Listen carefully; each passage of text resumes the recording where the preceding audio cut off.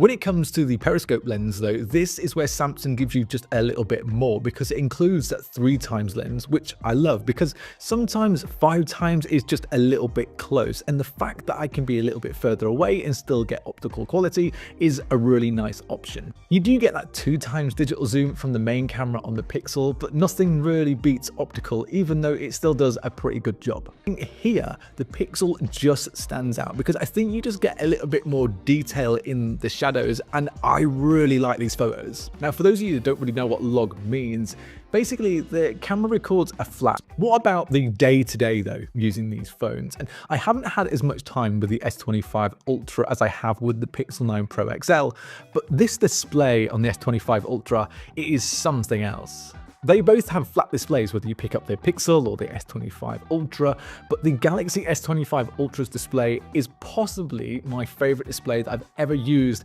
on a phone. Now, I don't know whether this is just down to the smaller bezels that make it look a little bit more premium than the Pixel 9 Pro XL, and because of those smaller bezels, you get a more immersive experience than the Pixel. And I know that the display on the S25 Ultra is essentially the same display that was on the S24 Ultra, but still, the display on the S24 Ultra was my favorite display that I've used in a phone. And I know that the peak brightness might not be as high on the Galaxy S25 Ultra as it is on the Pixel 9 Pro XL, but it does have something up its sleeve still that was introduced last year, and that is the anti-reflective display. It is so good. So have a look at this. You can see that there's almost no reflectiveness here on the display, but if I bring up the Pixel, you'll notice how much more reflectiveness there is on the Pixel 9 Pro XL compared to the Galaxy S25 Ultra. And just the anti-reflective coating, especially outdoors, gives you a much better experience when you're viewing content. I absolutely love it. Using both these phones for the same tasks honestly is pretty on par.